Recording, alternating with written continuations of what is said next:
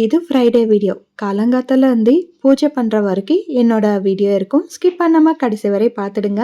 கொஞ்சம் இன்ட்ரெஸ்டிங்கான டாபிக்ஸ் எல்லாம் பேசிக்கிட்டு வேலையெல்லாம் செஞ்சிடலாம். அதே விதமா சமையல் கூட இருக்கும். வீடியோவா ஸ்கிப் பண்ணாம கடைசி வரை பார்த்துடுங்க.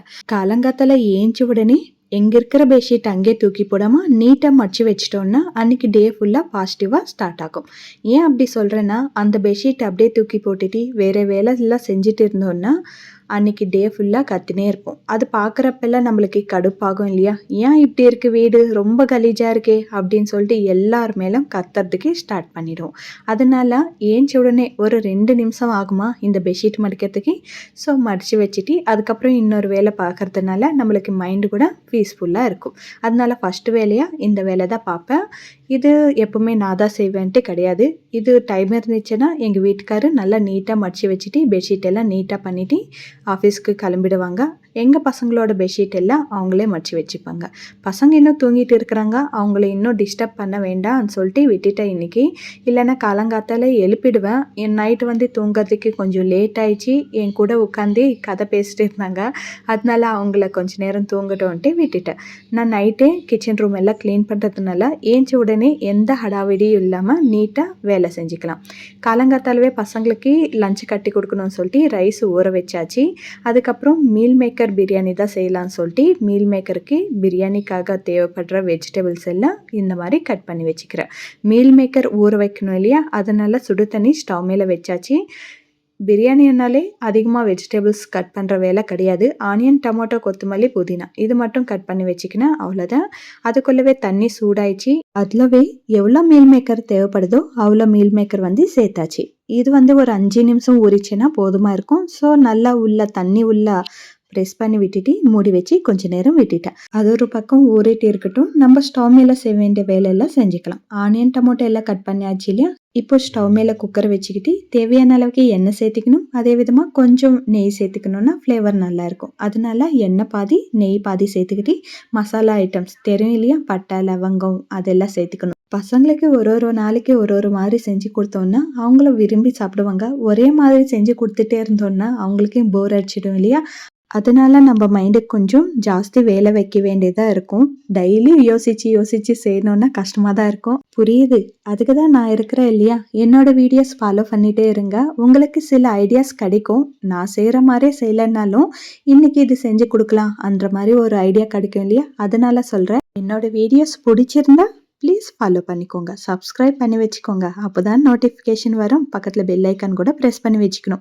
இப்போ வந்து அதில் மசாலா ஐட்டம் எல்லாம் சேர்த்துன பிறகு ஆனியன் சேர்த்தாச்சு.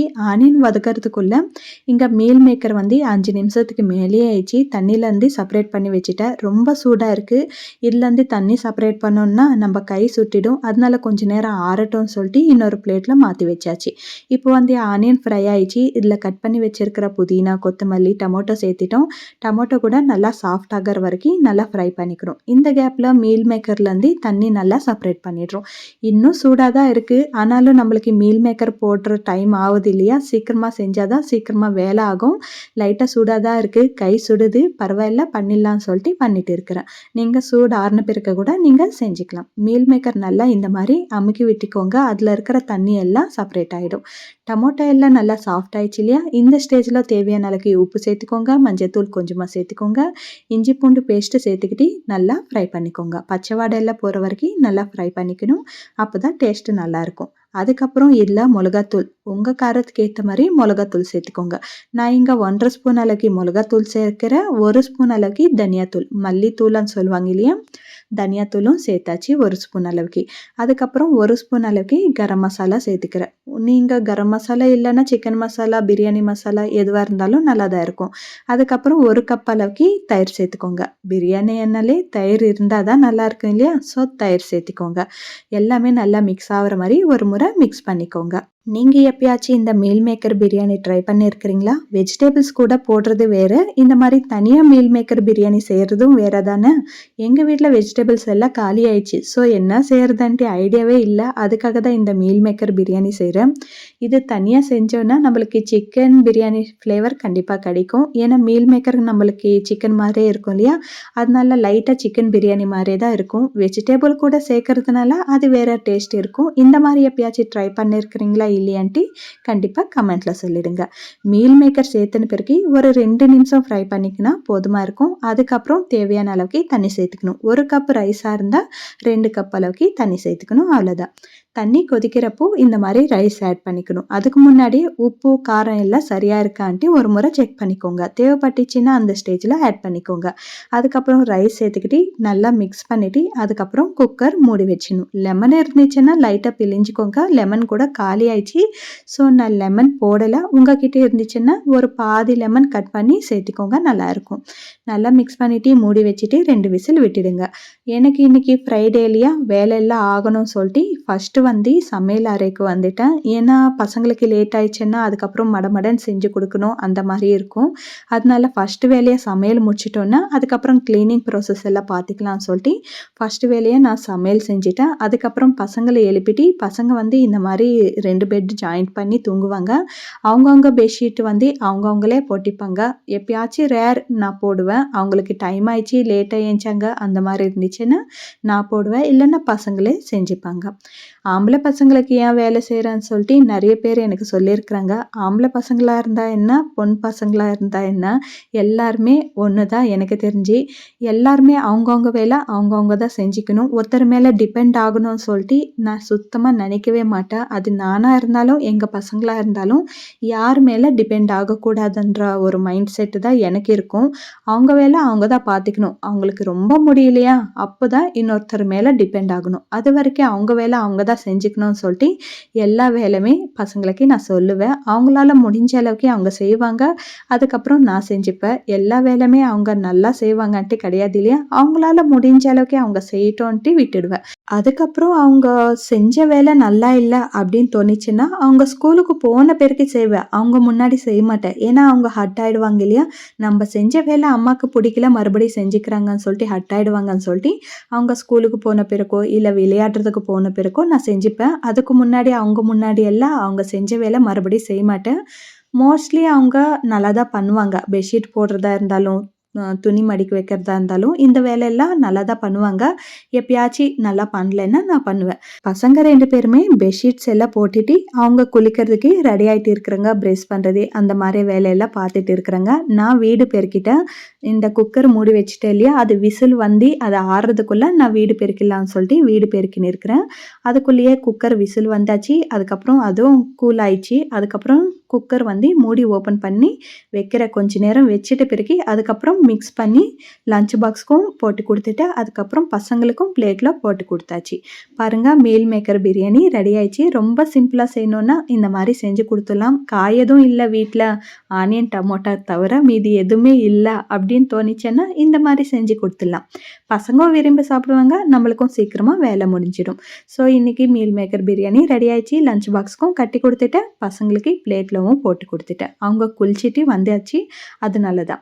அதுக்கப்புறம் பிரியாணினாலே தயிர் பச்சடி இல்லைன்னா நல்லாவே இருக்காது இல்லையா, ஸோ தயிர் பச்சடியும் கட்டி கொடுத்துட்டேன். அதிலவும் என் பெரியவருக்கு கொஞ்சம் தயிர் பச்சடி அது பிடிக்காது. அதனால என் சின்னவருக்கு மட்டும் தயிர் பச்சடி கட்டி கொடுத்துட்டேன். ஸ்நாக்ஸ்க்கு பிஸ்கெட் கொடுத்து அனுப்பிச்சாச்சு. அவங்க 2 நாளாக கேட்டுகிட்டே இருக்கிறாங்க பிஸ்கெட்ஸ் வேணும்னு சொல்லிட்டு, அதனால பிஸ்கெட்டே கொடுத்தாச்சு. பசங்க சாப்பிட்டுட்டு இருக்கிறாங்க. நான் வீடு பெருக்கினேன் இல்லையா, மாப் பண்ணிடலாம்னு சொல்லிட்டு மாப் பண்ணின்னு இருக்கிறேன். மாப் 2 நாள் முன்னாடி உடஞ்சிச்சு. ஸோ அதனால இந்த மாதிரி துணியில் மாப் பண்ணிட்டு இருக்கிறேன். ஆனால் எனக்கு இதுதான் ரொம்ப பிடிக்குமே. இந்த மாதிரி கீழே உட்காந்து நல்லா துடைச்சோன்னா நல்லா நீட்டாக இருக்கும் வீடு. 2 நாள் 3 நாள் ஆனாலும் பளபளன்னு இருக்கும். அழுக்கெல்லாம் நம்ம கண்ணு முன்னாடி நீட்டாக தேய்ச்சி இந்த மாதிரி துடைப்போம் இல்லையா, அது நல்லா நீட்டாக இருக்கும். அந்த காலத்தில் அம்மம்மாங்க இந்த மாதிரி செஞ்சு தானே ஒல்லியாக இருந்தாங்க. நம்மளுக்கு இப்போமே எல்லாமே மிஷினு நின்றுட்டு செய்கிறது எல்லாமே வேலையெல்லாம் ஈஸியாகவே நம்மளுக்கு உடம்பு ஏறிட்டே போகுது. அந்த காலத்தில் செஞ்ச மாதிரி எல்லா வேலையும் செஞ்சோன்னா நம்ம கூட ஒல்லி ஆகிடும் 1 வீக்லவே அப்படின்னு தோணிச்சு. அதுக்கப்புறம் கோலம் போடுறதுக்கு வந்துட்டேன். ஃப்ரைடே இல்லையா, கோலம் ரங்கோலி போடலான்னு சொல்லிட்டு நினைக்கிறேன். ஏன்னா ரங்கோலி கலர்ஸ் வாங்கிட்டு ரொம்ப நாள் ஆகுது, யூஸ் பண்ணுறது ஒன்றும் கிடையாது. எப்பயாச்சும் ஃபெஸ்டிவலுக்கு போடலான்னு சொல்லிட்டு வாங்கிட்டு வச்சாச்சு. அது மக்கி போகிறதுக்கு முன்னாடி நம்ம இந்த மாதிரி ஃப்ரைடேஸில் கலர் போட்டால் கொஞ்சம் நல்லா இருக்கும்னு சொல்லிட்டு இன்றைக்கி கலர் போடுறதுக்கு எல்லாமே எடுத்துகிட்டு வச்சாச்சு. கோலம் என்னவோ சிம்பிளாக தான் போடுறேன், ஆனால் பில்டப் என்னவோ ஜாஸ்தியாக கொடுக்குறன்ற மாதிரி தோணுது. கோலம் பார்த்துக்கோங்க, பிடிச்சிருக்கா இல்லையான்னு கமெண்ட்டில் சொல்லிடுங்க. இப்போ நான் ஒரு சின்னதா ஒரு கதை சொல்லலான்னு இருக்கிறேன். இன்ட்ரெஸ்ட் இருக்கிறவங்க கொஞ்ச நேரம் கேளுங்க. இல்லன்னா நீங்க கொஞ்சம் ஸ்கிப் பண்ணிட்டு கடைசியில பார்த்துக்கோங்க. ஓகேங்களா? ஒரு கதை. ஒரு ஊர்ல ஒரு சுரேஷோ, ரமேஷோ யாரோ ஒருத்தர் இருக்கிறாங்க. அவங்க ரொம்ப ஏழப்பட்டவங்க. அவங்க ஏதாச்சும் ஒரு வாய்ப்பு கிடைக்காதா? நம்ம பணக்காரன் ஆக மாட்டோமா? அப்படின்ட்டு ஏங்கி இருக்கிறவங்க. ஒரு டீ கடையில உட்காந்து டீ குடிக்கிறப்போ ஒரு நியூஸ் பேப்பர் பார்க்குறாங்க. அந்த நியூஸ் பேப்பர்ல இப்படின்ட்டு எழுதிருக்கு. ஒரு கடலோரமா ஒரு கல்லு கிடைக்கும். அந்த கல்லை எடுத்துட்டு வந்து குடுத்தீங்கன்னா, நீங்க பணக்கார ஆயிடலாம். அந்த அளவுக்கு அது வேல்யூ ஆன கல்லு அப்படின்ட்டு போட்டிருக்கு. அது நம்பிட்டு இவங்களும் போய் தேடுறாங்க கடலோரமா. தேடுறாங்க, தேடிட்டே இருக்கிறாங்க. அந்த கல்லு ரொம்ப சூடா இருக்கும். தண்ணி ஜில்லுன்னு தானே இருக்கும். ஆனா அந்த கல்லு மட்டும் சூடா இருக்கும். அதுதான் ஐடென்டிஃபிகேஷன். இவங்க கன்டினியூஸா 1 வாரமா தேடுறாங்க, 2 வாரமா தேடுறாங்க. 3வது வாரத்துக்கு கோவம் வந்துச்சு. நம்ம 3 வாரமா தேடிட்டே இருக்கிறோமே, நம்மளுக்கு கல்லு கிடைக்கவே மாட்டேன்து. அவங்க சொன்னதெல்லாம் சுத்த பொய் போலன்னு சொல்லிட்டு அவங்களுக்கு கோவம் வந்துச்சு. அதனால அவங்க என்ன பண்றாங்க, ஃபர்ஸ்ட் நிதானமா தேட ஸ்டார்ட் பண்ணிட்டாங்க. ஒரு கல்லா தொட்டு பார்த்து பக்கத்துல வச்சாங்க. இவங்களுக்கு கோவம் வந்த உடனே இந்த கல்லு கடிக்காது போல நம்மளுக்குன்னு சொல்லிட்டு கல்லு கடிக்கிறதெல்லாம் தூக்கி தண்ணியில போடுறதுக்கு ஸ்டார்ட் பண்ணிட்டாங்க. கோவம் வந்துச்சு இல்லையா? கடிக்கிற கல்லெல்லாம் தொட்டு பார்த்துட்டு தண்ணியில போடுறதுக்கு ஸ்டார்ட் பண்ணிட்டாங்க. அப்போ அவங்களுக்கு 4வது வாரம் அந்த கல்லு கிடைக்குது. ஆனா இவங்க என்ன பண்ணாங்க, கல்லு தூக்கி போட்டு பிராக்டிஸ் ஆயிடுச்சு இல்லையா? அது அவங்க சூடு உணர்றதுக்குள்ளவே கல்லு தூக்கி போட்டுட்டாங்க. தூக்கி போட்டுன பிறகு அந்த கல்லு சூடா இருந்துச்சு இல்லையா? ஐயோ போட்டுட்டோமேன்ட்டு கவலைப்படுறாங்க. 3 வாரமா அவங்க பொறுமையா தேடின கல்லெல்லாம் பொய் கல்லுதான்.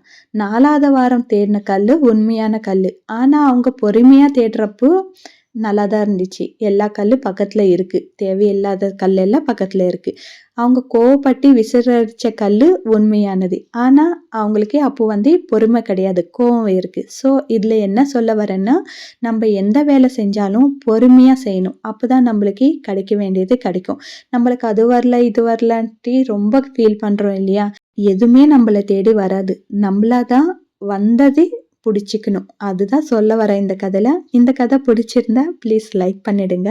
கோலம் போட்டாச்சு. அதுக்கப்புறம் ஃப்ரெஷ் ஆயிட்டு வந்துட்டு மஞ்சள் குங்குமம் கூட வச்சாச்சு. கோலம் போட்டுக்கிட்டே நான் சமையல் வேலை எல்லாம் முடிச்சுக்கினேன். சிம்பிளா தான் செஞ்சேன். பாவக்காய் குழம்பு, ரைஸ் செஞ்சுட்டேன். ஏன்னா வீட்ல காய் இல்லைன்னு முன்னாடியே சொன்னேன் இல்லைங்களா? பாவக்காய் செடியில இருந்துச்சு. செடியில இருந்து கட் பண்ணி பாவக்காய் குழம்பு செஞ்சாச்சு. அதுக்கப்புறம் மஞ்சள் குங்குமம் வச்சுட்டு சாமிக்கு பூஜை பண்ணலாம்னு சொல்லிட்டு இந்த மாதிரி அலங்காரம் பண்ணிட்டு இருக்கிறேன். நைட்டு தூங்குறதுக்கு லேட் ஆயிடுச்சுன்னு சொன்னேன் இல்லைங்களா? இதுதான் செஞ்சுன்னு இருந்தேன் நைட் எல்லாம் உட்காந்து. கிச்சன்ல இருக்கிற பாத்திரம் எல்லாம் கழுவி வச்சுட்டு அதுக்கப்புறம் கவுண்டர் டாப் கேஸ் ஸ்டவ் எல்லாம் கிளீன் பண்ணிட்டு அதுக்கப்புறம் பூஜை சாமானம் எல்லாம் கழுவிட்டு இந்த மாதிரி மஞ்சள் குங்குமம் வச்சுட்டு தூங்குறதுக்குள்ள எனக்கு 11:30 ஆயிடுச்சு. எனக்கு என்னன்னா காலங்காத்தால ஏஞ்ச உடனே தீபம் வச்சிடலாம். ஒரு நல்லா இருக்கும் இல்லையா? ஃப்ரைடே காலங்காத்தால தீபம் வச்சேன்னா கொஞ்சம் நல்லா இருக்கும், பாசிட்டிவா இருக்கும் அப்படின்னு நினச்சி தான் இந்த வேலையெல்லாம் செஞ்சுட்டு தூங்கினேன். ஆனாலும் லேட் ஆயிடுச்சு. எனக்கு என்னவோ 9க்குள்ள தீபம் வச்சிடணும்னு தோணும். ஆனா ஒரு வாட்டி இந்த மாதிரி லேட் ஆயிடும். இது சாமி கும்பிட்றதுக்குள்ள எனக்கு 10:30 மணி அப்படி ஆயிடுச்சு. அதுவே லேட்டு தானே. இதெல்லாம் செஞ்சுட்டு சாமி கும்பிட்டேன். நான் எல்லாம் 10:30 மணி வரைக்கும் சாப்பிடாம இருக்க மாட்டேன். எப்பயாச்சும் ஓகே இன்னைக்கு என்னால முடியுது அப்படின்னு தோணிச்சுன்னா சாப்பிடாம இருப்பேன். இல்லைன்னா நான் சாப்பிட்டுட்டு பிறகு தான் சாமி கும்பிடுவேன். ஏன்னா என்னால சாப்பிடாம இருக்க முடியாது. சாமி கூட அப்படி சாப்பிடாம வைக்கிறதுனால திருப்தியா செஞ்ச மாதிரி எனக்கு தோணாது. சாப்பிடணும், ஃபர்ஸ்ட்டு தீபம் வச்சுட்டு அதுக்கப்புறம் சாப்பிடணும் அப்படின்னு தான் மைண்டில் ஓடிட்டே இருக்கும். அதனால நான் திருப்தியாக சாப்பிட்டுட்டு அதுக்கப்புறம் திருப்தியாக நான் சாமி கும்பிடுவேன். அது தப்புன்னு எனக்கு தோணாது. உங்களுக்கு என்ன தோணுதோ கண்டிப்பாக கமெண்ட்டில் சொல்லிடுங்க. உங்களுக்கு தப்பாக தோணினாலும் நான் சேஞ்ச் பண்ணிக்க முடியாது. சும்மா கேட்குற அவ்வளோதான். ஓகே இன்னைக்கு நம்மளால முடியுது அப்படின்னு இருக்க முடிஞ்சா மட்டும்தான் நான் சாப்பிடாம சாமி கும்பிட்டு அதுக்கப்புறம் சாப்பிடுவேன். இல்லைன்னா நல்லா சாப்பிட்டுட்டு அதுக்கப்புறம் சாமி கும்பிடுவேன். இன்னைக்கு கூட நான் நல்லா சாப்பிட்ட பிறகே சாமி கும்பிடுறேன். நம்ம வயிற்று ஃபுல்லாக இருந்துச்சுன்னா கான்சன்ட்ரேஷன் ஃபுல்லாக சாமி மேலே இருக்கும். இல்லைன்னா எனக்கு சாப்பாடு மேலே தான் இருக்கும். அதனால நான் இந்த மாதிரி செய்வேன். அவ்வளோதான், பூஜை வேலை கூட முடிஞ்சிச்சு. இந்த வீடியோ அவ்வளோதான். வீடியோ பிடிச்சிருக்கா இல்லையான்னு கண்டிப்பாக கமெண்ட்டில் சொல்லுங்கள். பிடிச்சிருந்தா லைக் அண்ட் சப்ஸ்கிரைப் பண்ணுங்கள். தேங்க்யூ.